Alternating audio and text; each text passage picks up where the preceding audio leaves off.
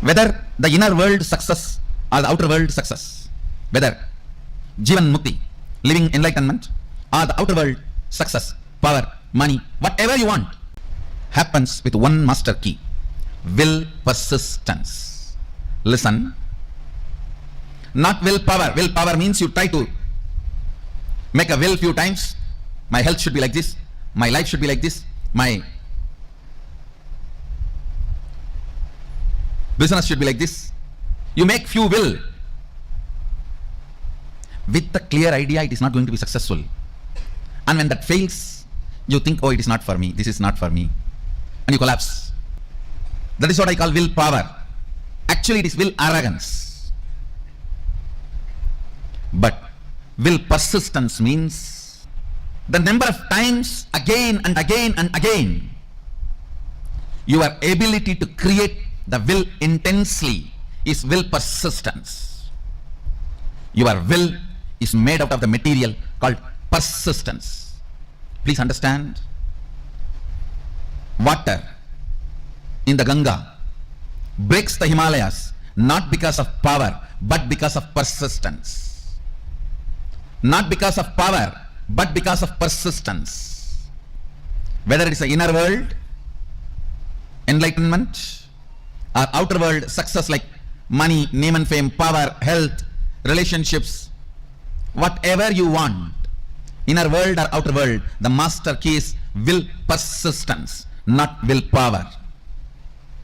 Willpower will always make you feel you are a failure. Will persistence manifests the real willpower and it will make you always successful. Understand? Ganga. There are the water of the Ganga. time zones. Neither Satya. by its power resides there. nor by the objects she carries, she opens the Himalayas. It is just by her persistence she opens Himalayas. Just by her persistence she opens Himalayas. Understand? Will persistence, not willpower. Whenever you use willpower, it has to happen. It has to happen immediately. Always you have the shade. No, if it's not, what will I? It means already you planned for failure. And when it collapses, you are confirming this willpower and all is not going to work for you. You don't have, either you don't have willpower, or you feel that will not work for you, or you will feel that is only for others, or you will feel this much only is me. It may be for others.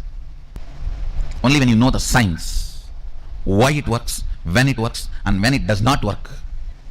That is the only when you know when it works, when it does not work, why it works, why it does not work, you start living enlightenment. Listen carefully. Will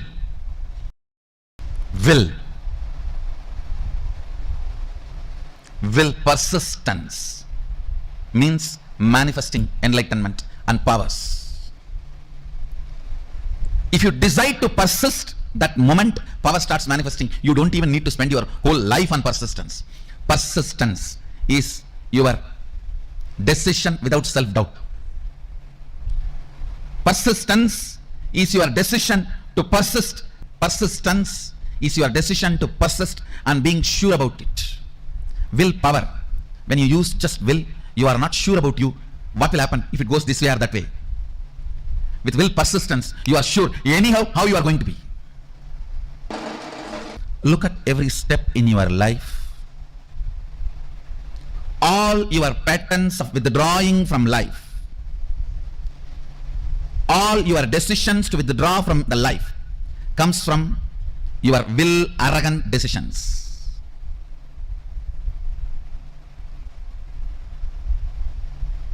All the life involvement decisions comes from will persistence. I tell you, whether inner world or outer world, life is all about how much you are intensely getting involved. That's all. The intensity with which you get involved with the life. Intensity with which you get involved with the life. The more and more interaction, more and more involvement, more and more ice breaking. Will persistence is all about life. Life is all about will persistence. Will arrogance is failure. Will arrogance means I'll try to create a will. If it is successful, then I'll believe this philosophy. If it fails, if it does not click, then I think this philosophy is not for me, this does not work for me, or I think this does not work for anybody. All this is what I call will arrogance. Let me check out how it looks, how it feels. The one and only way you will build will persistence is through Sangha. Sangha teaches you the science of will persistence. I tell you, stupid are those who say, oh, what is there in building temple outside? God is everywhere. And why do you put all your time, energy, money in all this? I tell you, when you build a temple outside, all the things required for it, creating a Sangha, creating, inspiring people, enriching, causing, everything, teaches you the science of will persistence, and you become enlightened. By the time Sadashiva sits on the temple you built outside, he already is sitting on the temple which you built inside. I tell you, anybody wants enlightenment, build a temple, you will have it. Because building temple is not a joke. You need to work with so many people. So much of involvement with life is required. And I also commit with you guys. Get involved with life. Get involved with Sangha in a very organized, systematic way. I am responsible for your enlightenment and manifesting powers. When I say, I'll do it. When I say, I'll do it. Will persistence does not take time as you think before practicing will persistence. You always think, oh God, will persistence means I have to persist whole life. Actually, your whole life is nothing but the moment you have in your hand. Persist in the few moments you have in your hand. That's all is required.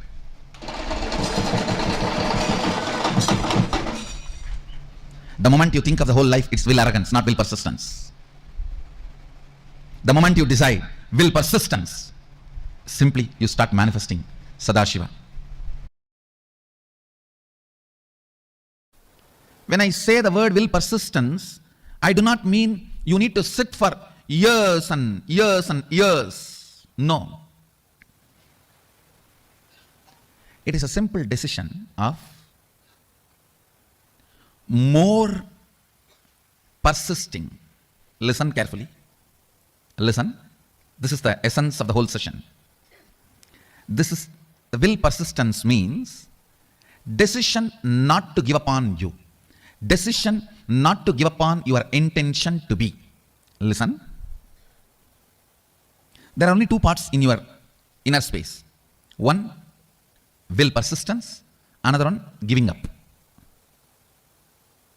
Either you give life to the thought current of giving up or to the will persistence. Your decision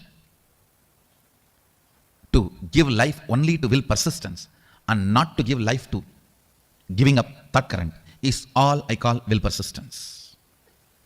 Listen. Actually, it's too easy. The truth is, it's too easy. Because you are giving life to giving up thought current, then persistence. Giving up thought current, then persistence. That is when it becomes complicated. It is like you create a terrorist group for some purpose, and then you send your army to kill them. You create a terrorist group, and then you send your army to kill them.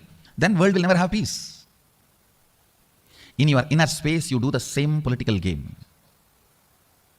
For right or wrong reasons. For good or bad. You support giving up pattern. You cherish, sometimes without even you knowing. Only when you are about to fail, collapse, you wake up, oh, not this, not this.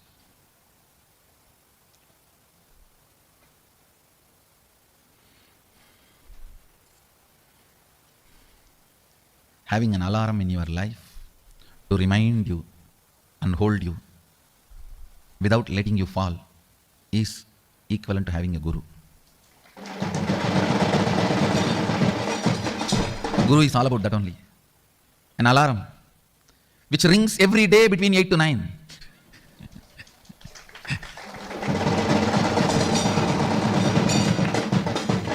reminding you constantly not to fall. An empower, will persistence, thought current. You never manifest what you desire. You manifest only what you believe. If you think what you desire you are going to manifest, no, you are fool.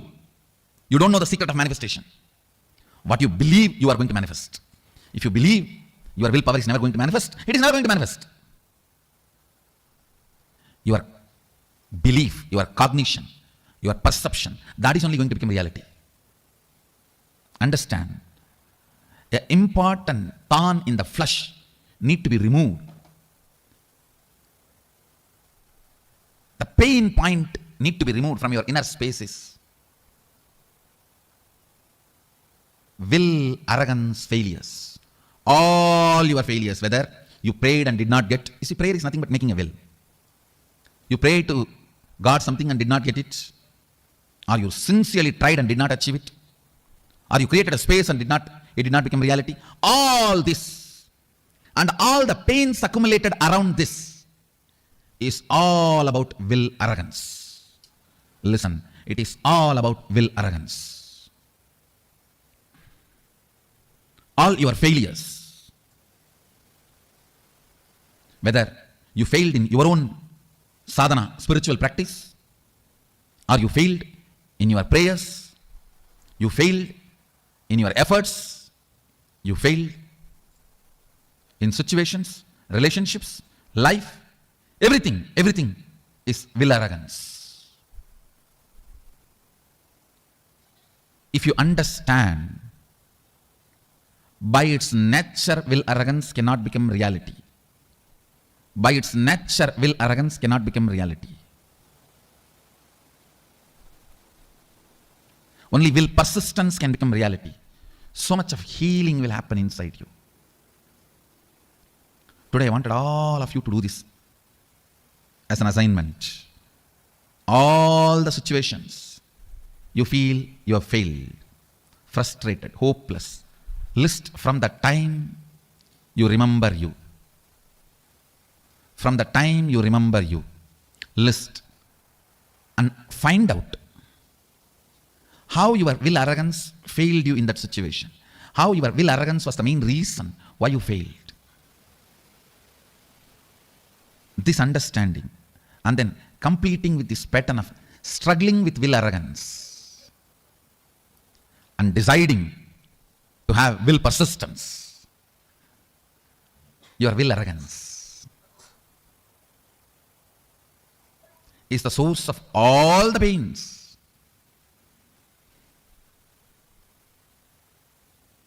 If you can internalize this one truth today, tons of past sufferings will be healed in you. I wanted all of you to do this as an assignment today. From the time you remember you, write down all the failures, frustrations, hopelessness, situations when you collapsed, when you gave up, when you felt you have not achieved what you want, you felt loss, whether it is personal, health, professional, career, life, prayers, spiritual, anywhere.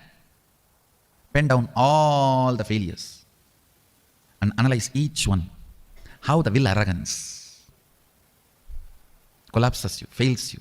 Will arrogance means trying half-heartedly, failing, and then blaming yourself. You can never achieve it. Trying half-heartedly, failing, and blaming yourself, you can never achieve it. Vicious circle is will arrogance. Virtuous circle is will persistence.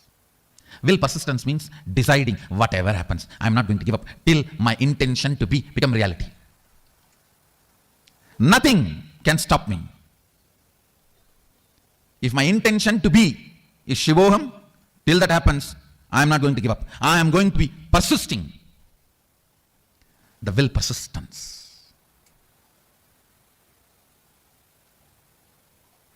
Whatever may be your intention to be, the moment you decide, will persistence,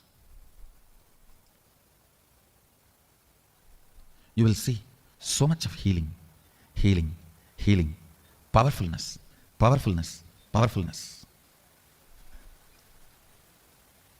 Your own voice sitting inside you and constantly teasing you, pulling you down, disrespecting you, abusing you, will just melt down. You don't have any other enemy other than your own will, arrogance voice from inside. Today, do this assignment.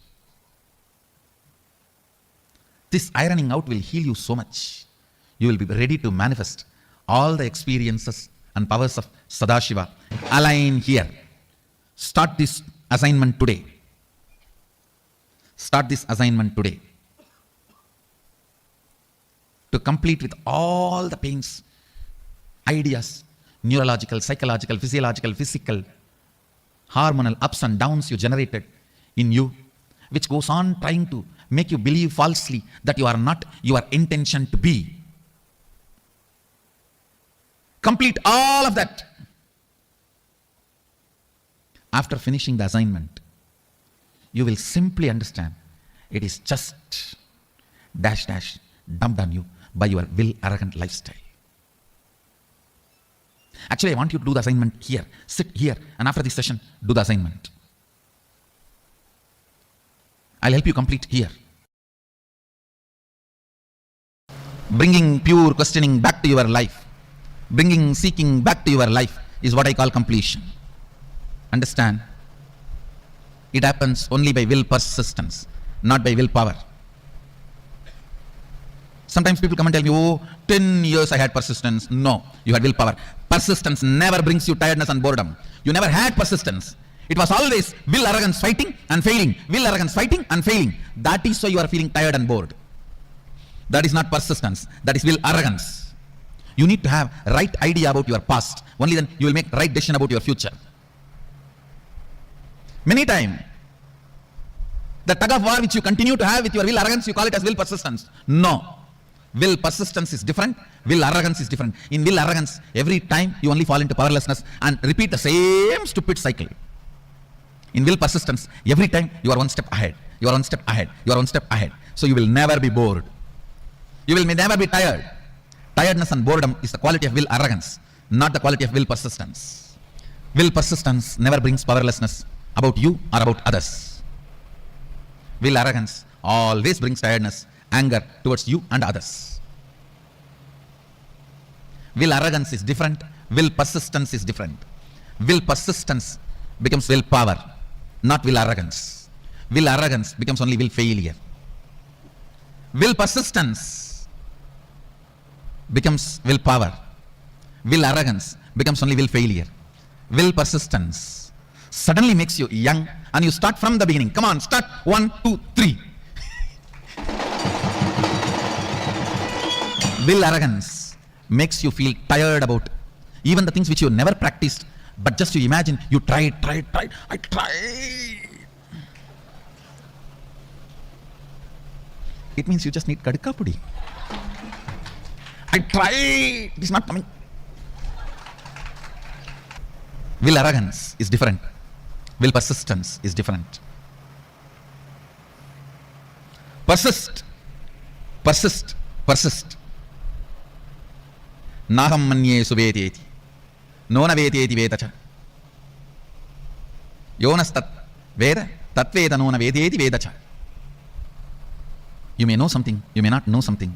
Knowing what you know and knowing what you don't know is itself knowledge. Will persistence, will persistence, will persistence. Nothing else need to be done in the world.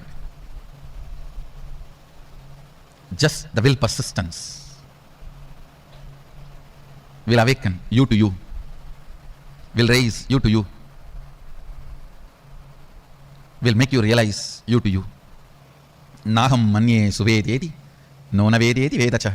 Yonastat veda tat veda, nona vedeti vedacha. More and more things you embody, more and more you will know. More and more will persistence happens. More and more will arrogance gets completed. That's all is the essence of life. That's all is the essence of life. At certain level, attacked by tiredness, self-inflicted boredom, makes you feel you know it. That's all can be known.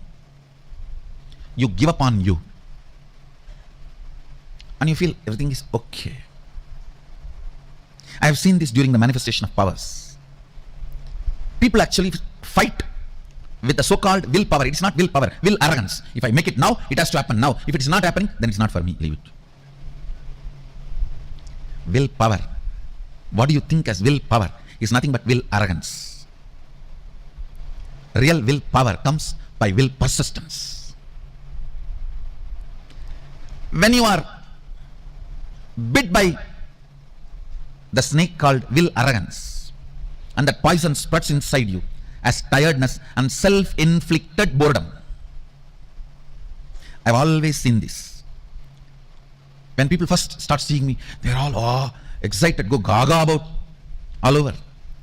If they don't convert that excitement into responsibility and assimilate it as part of them, then slowly, that's the difference between fan and devotee. Fan just fans away all the excitement. Devotee makes the excitement into responsibility. Whoever has converted their excitement and devotion into responsibility, they will never be bitten by tiredness and self-inflicted boredom. Understand? I'm using two words. Tiredness can sometimes can come even externally, but boredom only from internally it can come. That is why I'm using the word self-inflicted boredom. When these two attacks you, you come to a decision, that's all for me, leave me. When you say, that's all for me, leave me, your life has ended. Your life has ended. Even I don't tell that. Even still I sit and work. How can the system be more and more stronger so it can radiate more and more? It can manifest more and more. It can support more and more. It can share more and more. Intense will persistence raises you from your jagrat, wakeful state, to awakened state, from awakened state to alive state. There are 5 states of consciousness. Waking state, which all of you are now in. Above this state is awakened state, turiya. Alive state, turiyatita. Below the waking state is dream state and deep sleep state. Listen, waking state. Jagrat. In Sanskrit we call it Jagrat. English, waking state. Below this waking state is dream state, Swapna. Below the Swapna, deep sleep state, Sushupti. Sushupti, deep sleep. Swapna, dream. Jagrat, waking state. Turiya, awakened state. Turiyatita, alive state. These 5 layers are 5 levels of states of your consciousness. Is your life. Intensity, intensely awakened state, leads to alive, turiyatita in you.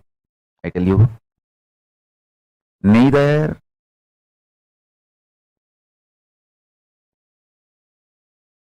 what you consider as external achievements, nor the external capabilities can define you. They can all be one of your glories, like one ornament, but they cannot be the definition of you. Definition of you is in which state you feel cute about you. Do you feel very cute about you sleeping all the time? Or do you feel very cute about your dream state? Do you feel very cute about your waking state? Or do you feel very cute about your awakened state? Or do you feel very cute about your alive? all-powerful state, in which state you feel very cute about you, all matters. Stop wasting your energy in making others feel cute about you. Understand, the whole world is stupid, dash, dash, dash, frustrated, beep, beep, beep, beep, beep, beep, beep, beep. Understand? Nobody feels cute even about themselves. Why will they feel cute about you? Just dump the shit of putting your energy and attention, time, treasure, talent in making others feel cute about you. Pooh. It's like you are wasting your whole life for pig shit. Stop. Decide in which state you feel cute about you. That's all is life.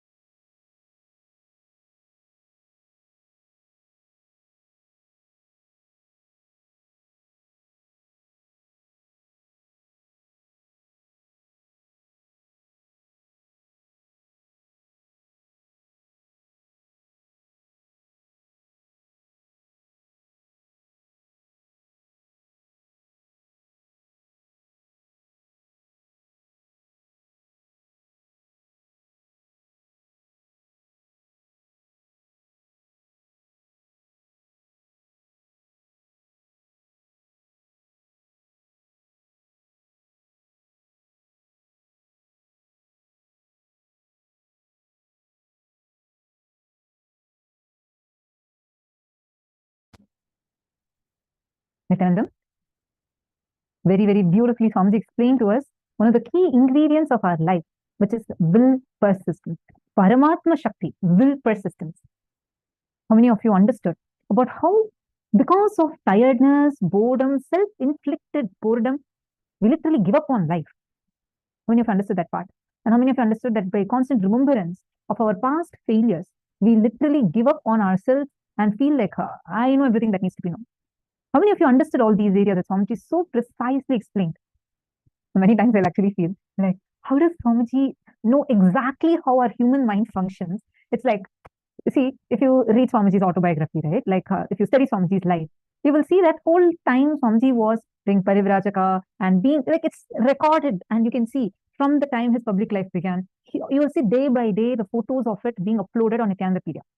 Like every day almost is clearly documented, and Swamiji will be giving satsangs, being with people. But you will see Swamiji will tell the exact problems that what you'll have in office, or what kind of problems you have in your home, what kind of problems and conversations you have with yourself. And even sometimes even the slang that Swamiji uses, suddenly it will be like, wow, it's like so like Americans would be able to relate to that immediately, or sometimes it will be like very Indian. It's very like every type of people, all of us, irrespective of our age groups, irrespective of where we are from, you'll just see that, it's so relatable. How many of you also feel the same thing? I used to wonder, like I still wonder, I don't know the answer. Of course, Swamiji's avatar, but I mean, how does he know how exactly this fight happens between the husband and wife? How you feel about your boss, how you feel about your colleague? He literally tell your mind voice to you when he makes these jokes. See, Swamiji knows how exactly our human mind functions, what kind of words we use on ourselves. How many of you clearly understood this part, this powerful explanation about will persistence? Take a few minutes and I request everyone to share how many of you understood. What is will persistence? See, Ganga breaks Himalayas not because of force, but by persistence, will persistence. Will persistence is your decision without self-doubt. Will arrogance is, let me check out how it looks. Will persistence is without giving up, without letting your self-doubt, self-hatred, or past hangovers affecting your decision, just deciding to make it happen. And this will persistence is made of bliss material. So more and more you learn to be blissful, more and more you will have will persistence. Take a few minutes and write down the qualities of will arrogance and will persistence. For example, will arrogance has tiredness, boredom, powerlessness about self, powerlessness about others, anger towards self, anger towards others, feeling that all that is known is already known. That's all can be known, and makes you withdraw from life. Qualities of will persistence are more youthful, energy to restart from beginning, powerfulness about you and others, causes manifesting powers and enlightenment immediately and brings intense life involvement. Now, please take a few minutes and I request everyone to please pen this down.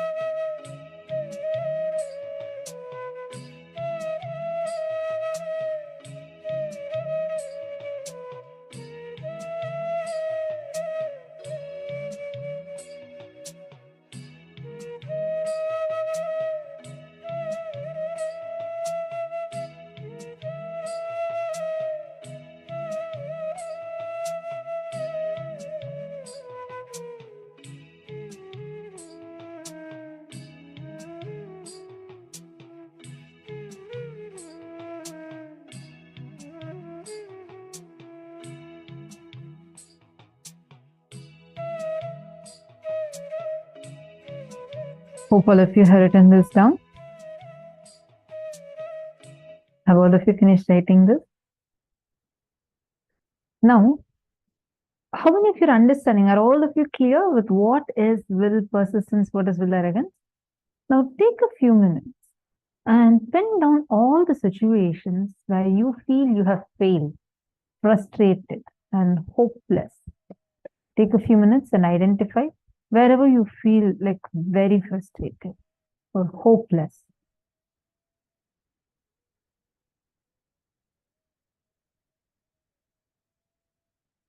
Jane Dennis, are you able to see us? I just saw your comment on YouTube. I see that you're not able to see us clearly.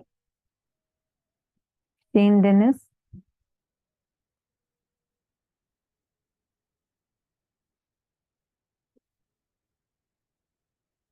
Nithyananda, can all of you please acknowledge it in all rooms, if all of you are able to see us and hear us clearly?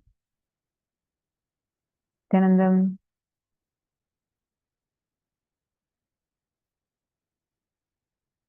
In all the rooms, Nithyanandam, all the participants, are all of you able to see us and hear us clearly?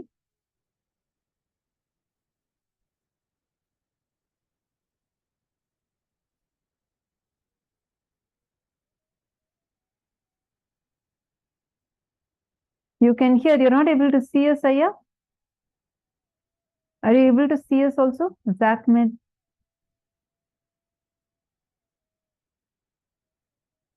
Okay, you can clearly. Okay. If any of you have any issues, please let us know. Okay, thank you. See, first thing are all of you understanding about will arrogance and will persistence.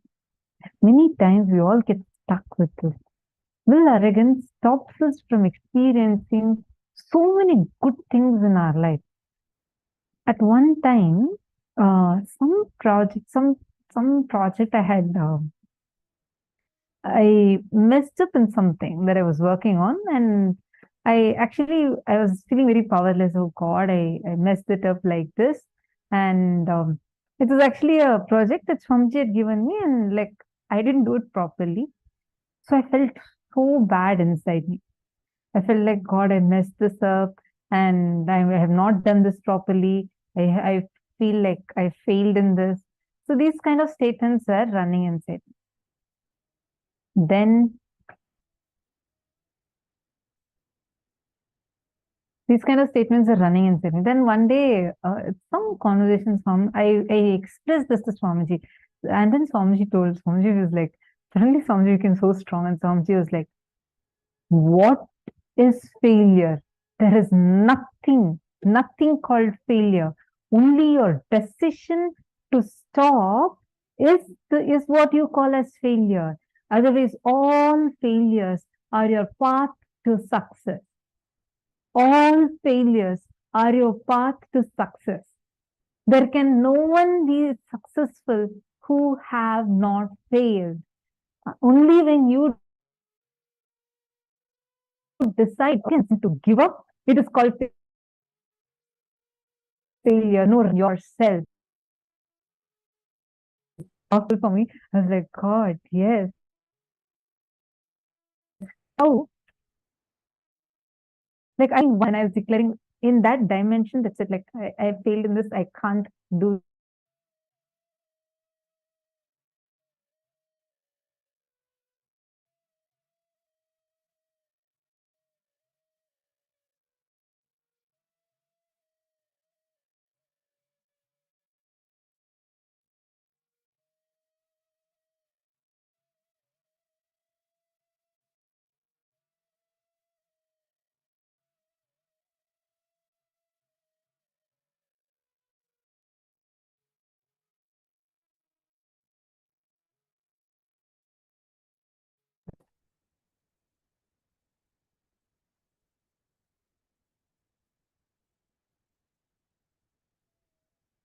Nithyanandam. So are all of you able to hear me now?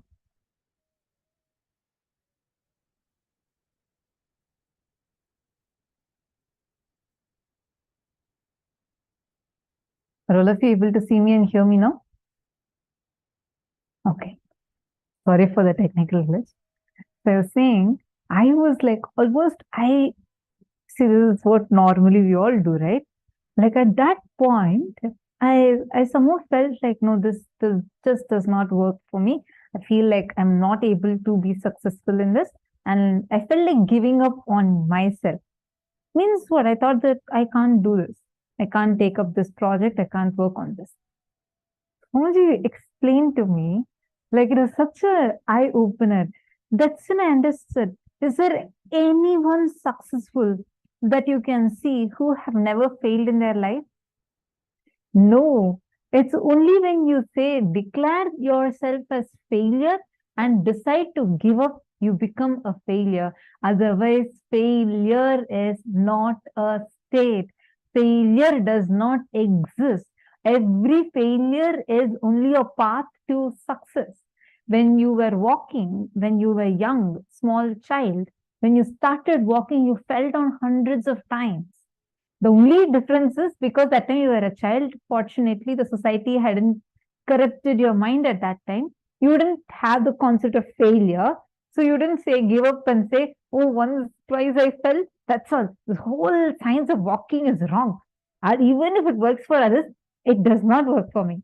You didn't have that. That is why now you're able to walk. Understand it is will persistence. A kid, how many of you have seen children trying to walk? Especially if you have your own child.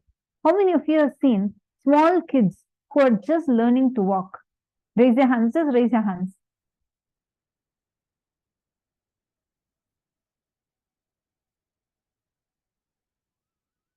That's all. Only so many of you.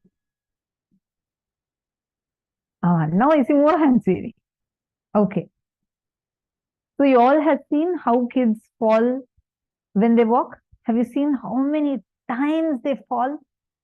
They keep falling and getting up, falling and getting up, falling and getting up. Do they give up? No, because there's a clear decision that no matter what, they want to walk. So they do not give up. And Swamiji told this, it was just so amazing. Just too amazing. And Swamiji gave me this powerful cognition. Swamiji said, there is nothing called failure that exists. Failure does not exist. Failure is not a state. It's only when you decide to give up, when you decide that, okay, no more, this will work for me.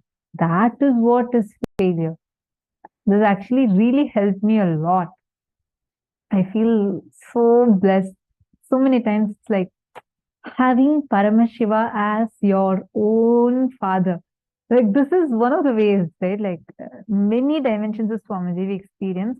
This is one of the dimensions. How personally, for everything, Swamiji will not let us have even one low cognition, low inner image about ourselves. Whatever is the pattern, whatever is the thing, he will make sure that we get completed. Especially being around Swamiji as Swamiji's sannyasi. Oh God, life is so magical like that. See, we all experience Swamiji's mystical dimensions. How Swamiji is like, like as a cosmic form. Each of us get experience that. You want some miracles to happen, Swamiji makes it happen. We've all experienced this. But when Swamiji is your own father, that is exactly the life of sannyas. Living around Swamiji is literally where Swamiji as your own father takes care of you in an unimaginable way. Unimaginable. Like even one powerlessness. See, many times people ask, okay, so if you're a sannyasi, you're not allowed to cry, you're not allowed to be powerless. So then, only such people who are all like great people can become sannyasis. Not really. You would be trained to experience that. See, the way how Swamiji trained, I still remember, like once when I was powerless about something, was almost crying for something. So compassionately, Swamiji called me and Swamiji spoke to me. And Swamiji made me understand, okay, you didn't have this, so now you're crying. I said, yes, Swamiji, I wanted like this, but I did like this. I messed up like this. And then Swamiji so patiently, Swamiji is walking me through. By you crying or by you going into powerlessness, are you going to get that? Zero. Then Swamiji, actually, I'm like trying to paraphrase it. Swamiji explained to me, made me see through what I was holding on to, how it is delusional, and how to actually, if I want to be successful, what do I need to do instead of beating myself up? How I need to come out of it. Like this is exactly how, like life around Swamiji is just so juicy and so sweet. Like in every level, Swamiji is there with you. Because whenever this will persistence topic we have in the program, I always remember this incident where Swamiji explained to me about how it is, how so powerfully he explained, there's nothing called failure that even exists. Now, let us all do one thing. How many of you have the problem, the issue that you're facing, that you always remember your failure or your past, how you had messed up in something didn't go well, and you feel like giving up? You feel like, this is not going to work for me. This is not for me. How many of you have been through this phase? Or even now, many times you want to start something, but again you remember, like for example, you want to restart your relationship with your wife. You feel like you've distanced yourself a lot from her and you want to go and rebuild your relationship. But the moment you go and try talking even once and she is like still fighting back with you, you just give up. You say this is not going to work out. And you remember all the past incompletions you're having, and that just bogs you down. Who all are able to see this kind of patterns in your life? Be it in your job, be it in your family, your relationships, or even your own health, your own career, or whatever you want to do, your dreams, in everything. You see that there is a gap like this. How many of you are able to note that gap?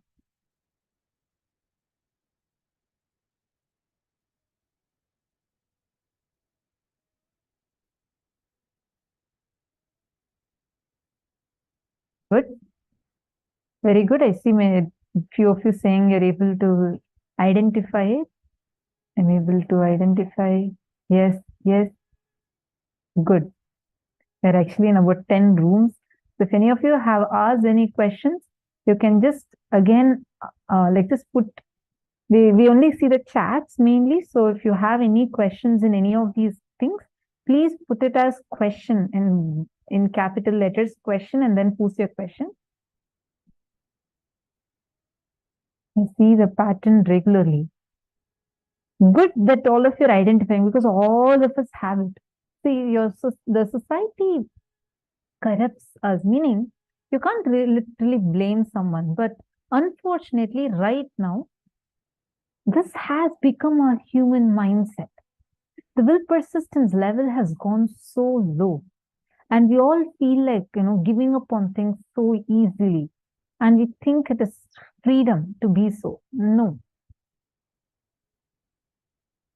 This pattern is coming because you're holding on to your past pains, the failure pains so deeply inside of you. The other day I was sharing, for me, when I came to Gurukul the first time, really when I got the role of being a leader for a group of kids, I was new. My whole pattern from a much younger age, where I became the class leader and then I started losing many friends. And I felt like that's the same thing that's going to happen. It was not even clearly logical for me. It was just the reaction that I had experienced few years back had just replayed inside me. It was like a deep pain, which I felt like I wouldn't be able to do this. And I really did not do it. Like I thought, okay, it's okay. I'm not going to go give much importance to my mind. I tried, but I failed. It didn't work out for me. Once again, the exact fear I had that people won't talk to me, that's exactly what happened. But I understood. Swamiji explains so beautifully how that's why it's self-fulfilling negative prophecies. We declare something, we hold on to our past, we hold on to, okay, this is what had happened to me in my past. So now I hold on to that. Then I work to make that only into reality. Because when I constantly remember that, I'm replaying that inside me so many times that exact reactions, I will not be able to get involved in life fully. I'll do the exact same mistakes I had done in the past, and the same results will again happen. Then we'll say, oh, look, I told myself, I knew it, I will fail. Then look, I failed. Am I right? We all carry this, correct? This part is what is called as will arrogance. Now, first step for coming out of this, please pen down the past failure pains that all of us are carrying inside us. I see many participants on YouTube also. You all can keep posting in the comment section if you have any doubts. Okay, now let us all take a few minutes and please pen down from that time you remember you. Find out how your will arrogance failed you in each situation. How your will arrogance was the main reason why you failed. For example, you and your friend started your first business. Like he started his own business, you started your own business. Okay, I have a question. Pankaj Kankaraya has posted, now I fell badly, burned out. What to do in that state? First step, Pankaj Kankaraya, this is for you. Write down what exactly happened. Write down as it is. Whatever frustration, anger, feeling hopeless, feeling burnt out that you're feeling inside of you. Express everything and write down. You don't need to post it anywhere. This is for you. You're going to write down in your book. But write it down elaborately. Be open and write it down. Exactly what happened, whatever happened factually. Even if you felt that you're not directly responsible for this, there's someone else who conspired and did this against you. I'm just giving you an example, not that you're thinking, just saying. Write down all of that. Elaborately write it down. And just close your eyes for a few minutes and go back. First, do the completion process. Like literally relive the whole thing. Use a mirror. Fix your both eyes on the mirror, your reflection. Fix both your eyes on your two eyes on the reflection. Just see it and visualize the whole situation playing on the mirror. Like you should feel like you're watching a movie. How you'll feel? Like that you're going to see that happening in front of you on the mirror. Just visualize it. Don't get distracted. Okay, how am I looking? My face all right. Don't do that. Just you're going to replay your whole incompletion on that. Relive. Don't judge yourself. Don't beat yourself up. Don't put yourself down. Don't blame others. Don't do any of these reactions. All these are coming from current, updated, upgraded intelligence. For example, you had in the thought it's going to go invested a lot in that, and you had given quite a bit of amount. Some unfortunate situations have had you, and now you lost all that money, and you feel extremely frustrated, burnt out, and you feel very, very, very sad about it. Do not give up. Don't think this is not going to work for you. Don't have any such conversation. Just go back. Now, when you look at it, you'll feel like, I should have not trusted that fellow. Look, he had shown me these signs even earlier. When he told me these statements, I should have not trusted. All that is coming now from your upgraded intelligence. But at that time, that was not there. Whatever was your cognition at that time, you're going to go back to that and relive and relive. If you just do this 5 times, write 5 times and relive 5 times, first thing you experience tremendous completion. Second, do this exercise along with that. You start off with this exercise and identify what was your will arrogance, meaning, do you see that there is a cognition in you which is from your will arrogance, which is what made you give up, which is what made you feel burnt out, made you feel hopeless? Write that down elaborately. Are you understanding, Aya?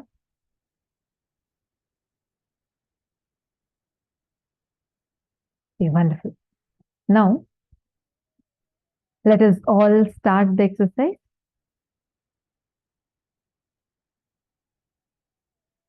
Please start writing down the exact failures that you have experienced.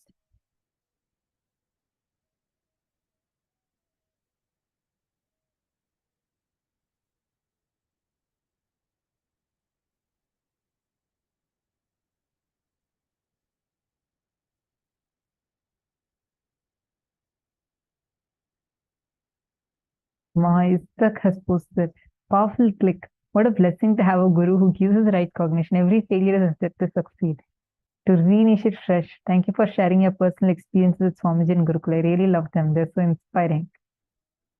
Ma Nithyananda Jnana Yogini. Failure does not exist as powerful cognition. That's what I'm saying, right? Like, I feel so blessed to be part of Swamiji's Gurukul. Like, literally having what we are experiencing in the program as Swamiji is like just few dimensions of Swamiji. How Swamiji is with the sannyasis, like literally, even if we say, I still remember one kid went and asked Swamiji, I like snow a lot, Swamiji. Swamiji was laughing and Swamiji said, okay. And then he said, Swamiji, can you make it snow? This is a small kid. He was, I think, about 7 years old. So Swamiji was sitting, and then this kid, Gurukul kid, he walked up to Swamiji, and like Swamiji is actually sitting with all the kids. This is to be our time with Swamiji in Gurukul. Like Swamiji will come and sit, and the two were Swamiji will sit on, like, we had stacked up our manapalagai. Like, he'll just come casually walk and sit amongst the kids, children, like, and with us, he'll be talking to us, and he'll be playing with the kids. It'll be so nice. And one such time, Swamiji had come to Gurukul, and he was sitting, and each of us, he was teasing, playing with us. One of the kids, 7-8-year-old kid, he went up to Swamiji and asked, Swamiji, I like snow, and can you make it snow here? And Swamiji said, all right, tell me where. The kid said, okay, Swamiji, I want it in Sacred Arts. And Swamiji said, done. Tonight you will have, it'll snow over there, and you'll actually experience the ice just falling. And that exactly happened. Like, that's the way how we live with Swamiji. Swamiji is just so, like, this, like how Swamiji is, like having Paramashiva as your own father is just too sweet and too amazing. It's beyond how you can even think of. And the space that Swamiji will give, like as I was mentioning, it's not that we don't experience powerlessness or anything. I mean, it's completely different scale. If you compare outside, it's completely different scale. But even the slightest of ups or downs, if we go through, Swamiji will be so compassionate. So compassionate. How, like literally, Swamiji will hold our hands and say, Kanu, okay, why are you crying? Are you going to get what you want? Do you think this powerlessness is creating the space to manifest what you want? He'll literally be holding our hands and talking and making sure we are completing. And he wouldn't stop just with that. Whatever we are powerless for, let's say if I just wanted something, I didn't get that. Swamiji will make sure that is also manifested. Even a simple desire you have, he'll make sure even that is fulfilled. It's just too sweet to experience Swamiji, especially being his Gurukul kid. It's just too sweet. And I still remember, like very casually, Swamiji will do miracles. If we ask something, he'll just say, "Okay, now come on, it's done. It'll happen." Like it'll just happen, and we know it. It won't even be a factor to be surprised about or anything like that, because you know that's your lifestyle. You'll just know it. Even whether some small desire you have to big desire you have, everything, and even smallest power lessons you go through, Swamiji will not leave you to be powerless or beat yourself down or give up on yourself. Never. Okay, so now let's all continue with the exercise.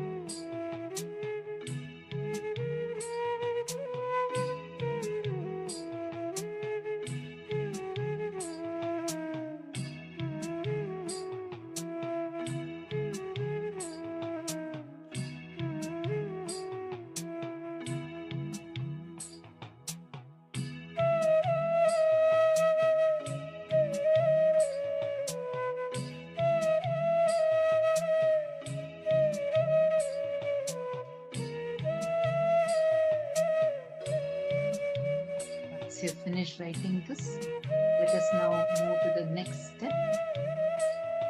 Hope all of you have finished writing this. Let's now move to the step number 2.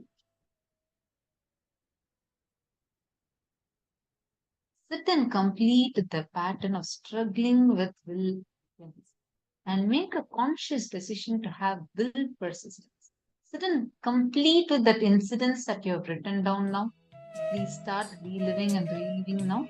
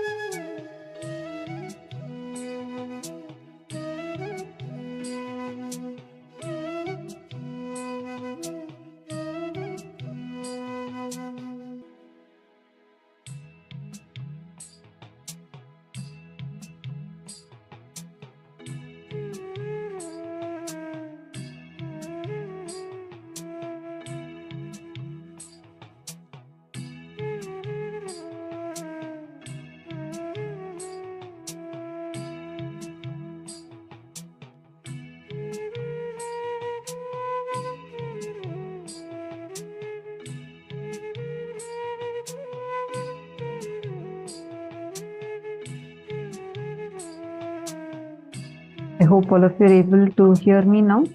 Nithyananda.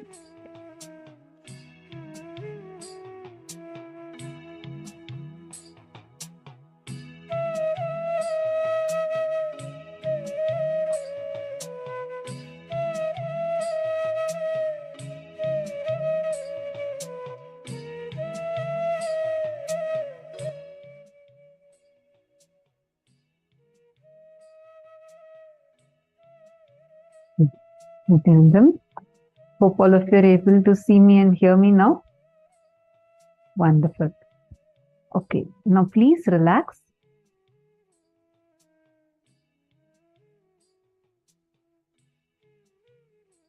How many of you feel relieved just by doing this process of completion? How many of you already feel a big relief happening? How many of you did it sincerely? See, understand, this will persistence is that one quality that you need for being successful in anything. Actually, Swamiji says very clearly, you cannot give up. Do not give up on yourself and others. You do not have the rights to give up on yourself or give up on others. Like very, very, very powerfully. See, just take a look at your own life now. If any of you, see, when you're doing this process and you're having some particular specific incompletion, like you feel like, no, ma, I'm not able to understand this in this particular area. Like I did this, I did all of these things, and I was with will persistence, yet again I failed. I'm not able to take that. If any of you are having any such specific examples where you need help in, feel free to ask. You can just post it, just put it in all caps saying this is your question and then put your question. Your question doesn't need to be in caps, just put the title saying it's question. That way it will be easier for us to not miss and answer your question. All of you take a few minutes and please post that. Ma Nada Priya Nithyanandam. Are you also doing the internalization exercise? Ma Nada Priya.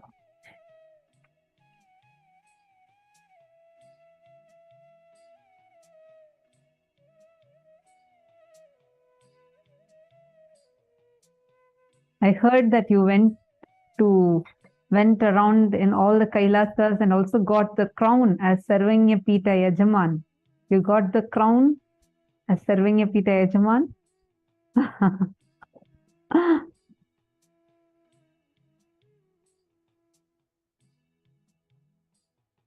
Yes, I heard that now. I see her with a wide smile. So beautifully, she went to many different Kailasas and saw the hard work. Do you see, Ma Nadapriya, what you saw? That is actually the representation of Swamiji's will persistence. Literally, that is Swamiji's will persistence standing tall today. Like anywhere you go. I remember I heard your sharing about how you had expressed that the crown that Swamiji gave for all the Sarvanya Pita Yajamans, Swamiji has made like a beautiful big crown as a representation that they are part of Kailasa's core family. And recently, Ma Nadapriya went and received the crown.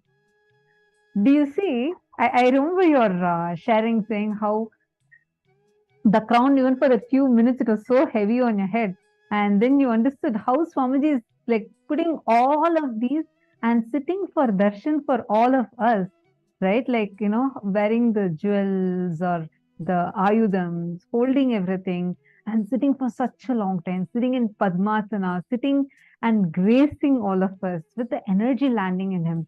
Actually, every bit of this shows Swamiji's ultimate tyaga, the sacrifice Swamiji does, and does everything with will persistence. I just saw you sitting in the session, so I just remembered. See, like when you saw all the Kailasas, like how across the globe, where you went and saw in India, many different Kailasas, all the services that they do. understand every single thing. Even now, you go ask Swamiji, actually, every time every day there is Annadan that happens in SSJP, Shamala Pita Sarvanya Pita, Madurai. Even now, Swamiji sits and micromanages. Swamiji sees whether the food, how many items are there, and are all of these served properly. People, so many different people keep coming, and they also want to be a part of, like volunteer and get the blessing by serving. Swamiji will ensure that they are wearing head cap, hand gloves to that level. How many years it's been? Swamiji didn't give up saying, oh, okay, every time only I'm doing, no one is understanding. Swamiji didn't give up. He just goes on and on. He doesn't say, oh, look, I've been doing so much, but these people still people attack, people are abusing, persecuting. Does not bother. Swamiji does not utter even one saying, oh, because these people are all saying, they all don't understand. Never. With will persistence, he just goes on. Understand? It is that will persistence which is the secret. All of us need to catch that. Now, for every one of you, make this a life.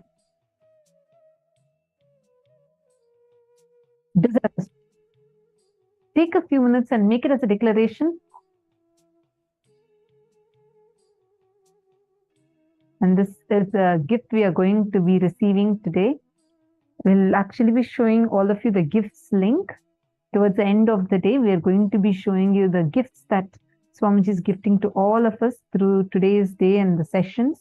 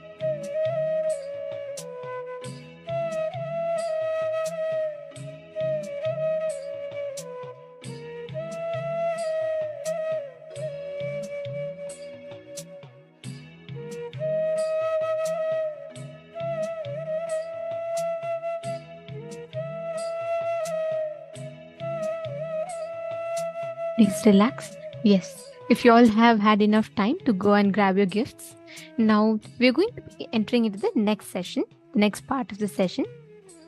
And in this part, we're going to be understanding and manifesting the power of being able to handle the Vatavarana. Okay, but before we start with this, I'd like to request all the participants here to first make a declaration with will persistence, with Paramatma Shakti. How many of you are declaring and how many of you are committing to manifest powers with that same will persistence? Dvitiya Vinyasa Krama is, yes, 308 yoga asanas. Yes, ma. How can we get our gifts? Ma Virupaksha, we will be, the gifts will be sent as an email, firstly. Secondly, we'll be sharing the link to you all also tonight. So you'll be getting the link towards end of the program, ma. Towards end of today's program. So you'll be getting the link. Ma Jennifer Poirier is ready. Ma Irene Lemos is ready. Ma Bhovati, how about you? Ma Bhovati, Ma Jocelyn, Ma Isabel, Ma Hongli Wong. Okay. Before we enter into the power, can I request each of you to pair up with a partner? Ma Parameshwari, you can connect to Ma Priyatma Swarupini, and Ma Hilde, you can connect to one of the participants. Nitya Vedanta Shaktini, you can connect to one of the participants. Ma Indra Dio Narayan, you can connect to one of the participants. I see your message. Let me check if you could please post which email ID exactly, because we typically send to the email ID that logs in to the program. So if you could please send your email ID, we will find out the issue. Can I request each of you to post, connect to a partner, and please post the names of your partner that you're connecting with.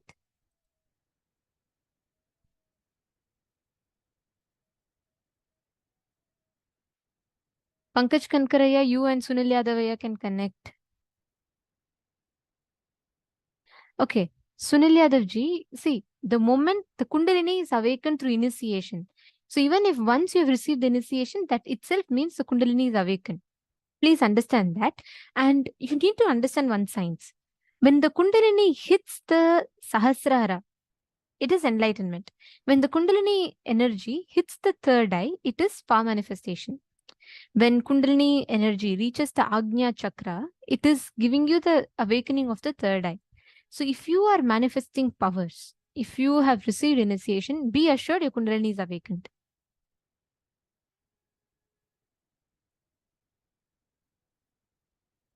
Okay, can I request each of you to connect? This is a very, very powerful process. So I just want to make sure none of you are missing it.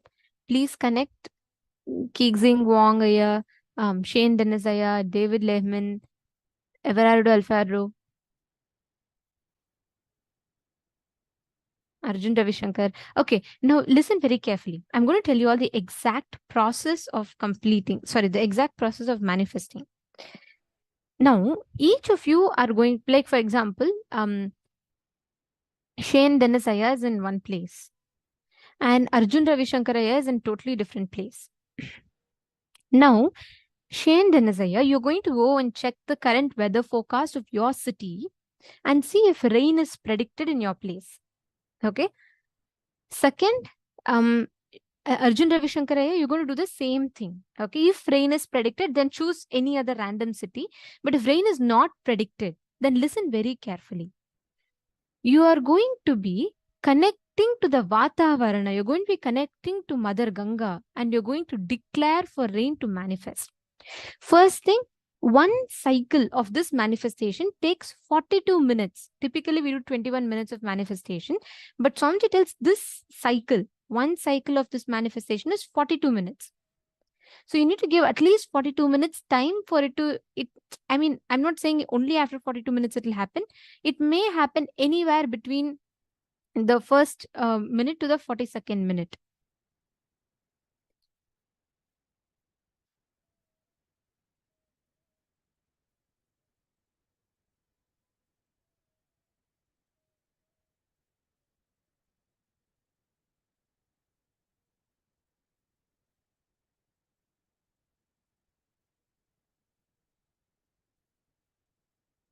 that 42 minutes, the whole manifestation will happen, right? So you need to give it at least that much of time to see it.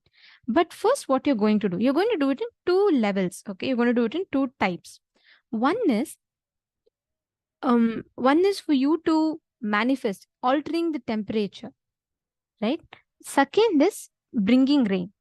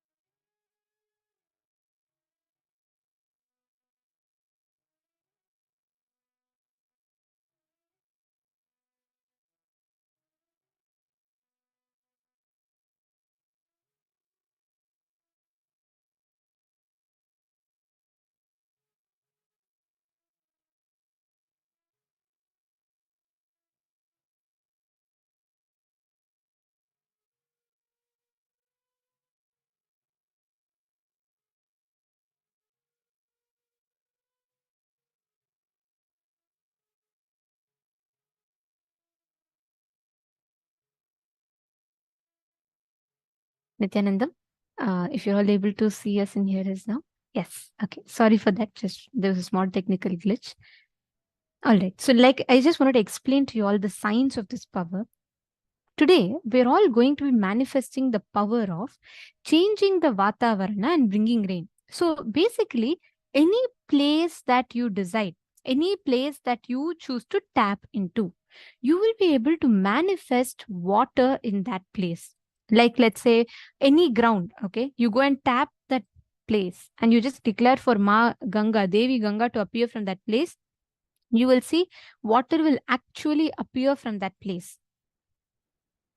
Okay, so now I just wanted to explain the signs to all of you. Now, each of you have chosen a partner, correct?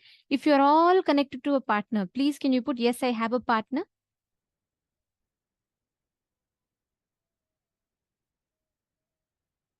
Okay. Now, you're going to be doing 2 things. Okay. Now, Ma Priyatma Swarupin, if you are manifesting with Ma Parameshwari, then you will be manifesting rain in her place. She will be manifesting rain in your city. First, the key thing is both of you are going to alter the weather in your place. at least by 2-3 degrees, you will see the difference. So if you are in Los Angeles and you're partnering up with a person in Toronto, you're going to be first checking the weather forecast in Toronto. You're going to be seeing if there's a rain predicted. If it is not predicted, you're going to manifest there. If it's already predicted, then no need. Choose another city. And you're first going to take the screenshot of the current weather. And I request you all to head to Paramashivoham, Paramashivoham Facebook group. And if you all could please post it there. Then after you take the current temperature, start with manifesting the power. You're going to consciously will connect to Devi Ganga and give a command for the rain to manifest in that place. When you connect from the space of oneness and declare, you will immediately see how the heavens will pour. Literally, you will just see how immediately Ganga will rush. This is a very specific power that Swamiji has given. Swamiji told, whenever you connect to Ganga out of devotion and you call, any place you call, you'll get water in that place. I'll tell you all a very beautiful incident. The construction department in Adina, we were preparing for the Sadashivoham 2016 program. And there was no water. They were trying to dig bore well in a place to get water. No water was coming. And the person who had come, the surveyor had surveyed and he said, even 20 meters deep or something, there's no water. So you can't get water in this place. He said 4 kilometers surrounding this radius, there's no water. He gave a particular distance. So this construction department person, he came to Swamiji and he said, Swamiji, we're not able to get the water, Swamiji. It's not coming. And he said this to Swamiji and he said, we are trying and we're not able to dig the bowel. Swamiji was just walking. And Swamiji had this walking stick. When Swamiji walks, he typically carries a stick with him, walking stick. Swamiji took the walking stick and Swamiji just tapped on that ground just 2 times. And Swamiji said, put the borewell here, water will come now. That is just right next to the old borewell that was dug. And this person, the contractor who had come, he was very skeptical. He was like, I just checked and told there's no water. It's impossible that it will come. But then our Adinavasis, we all know it, right? When Swamiji says, he's already made it happen. The moment these Adinavasis insisted, okay, that person also, he dug into it. Just less than few centimeters, we started getting the water. Just some meters deep, we started getting the water. And he was so surprised and shocked. See, this is just one. There are tons of instances where Ganga just appears, whichever place Swamiji declares. And there's never been a water shortage. There'll never be a water shortage because we know whenever Swamiji declares, it will just happen from there. So it's a very, very beautiful thing actually. So each of you just need to connect to that part. You need to declare and manifest. Okay? Just connect to Swamiji.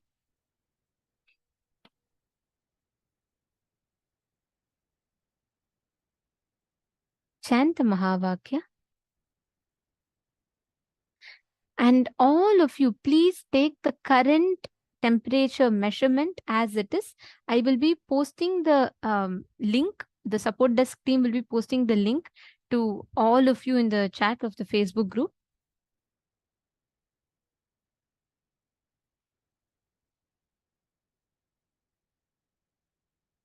It's facebook.com/Paramashivoham, Paramashivoham.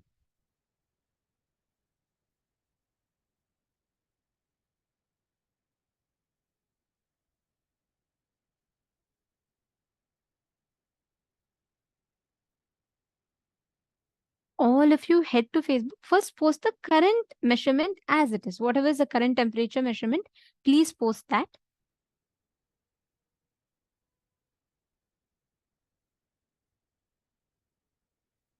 Come on, everyone connect to your partner. Very easily you'll be able to manifest.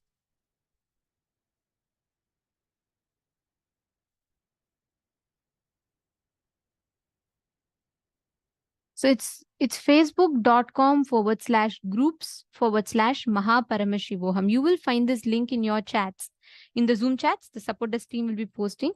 And we request each of you to please head to that group. Facebook group and start with first posting your declaration, posting the current weather in each of those with the screenshot in the Facebook page. Can I request everyone to start with that?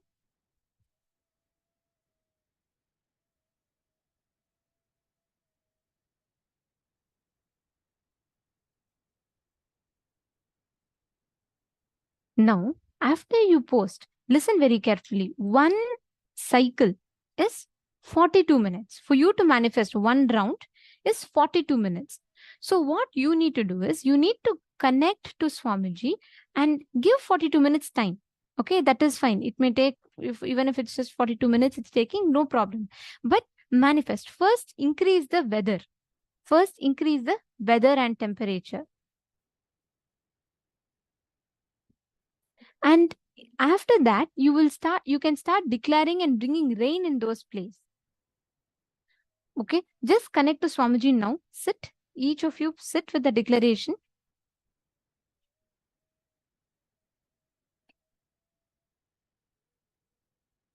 Chant the Mahavakya.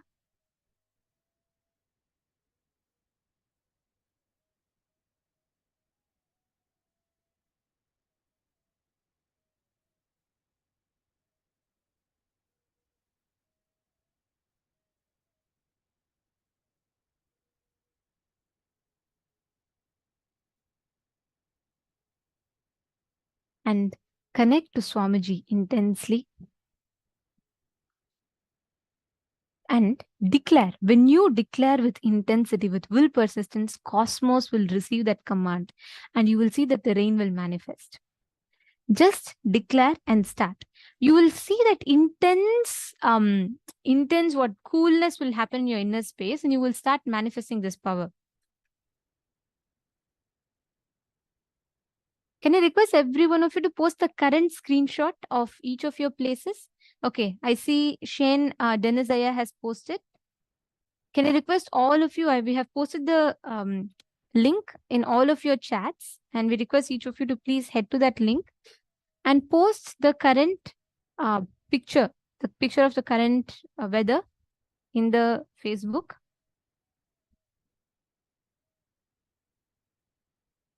Chant the Mahavakya. You will see instantly the whole manifestation will beautifully start happening. Come on, every one of you connect. Give at least 42 minutes time, but you do the process. You give the conscious command to it. After that, you give it 42 minutes to manifest, that is fine. But first, you give the conscious command for it to start manifesting.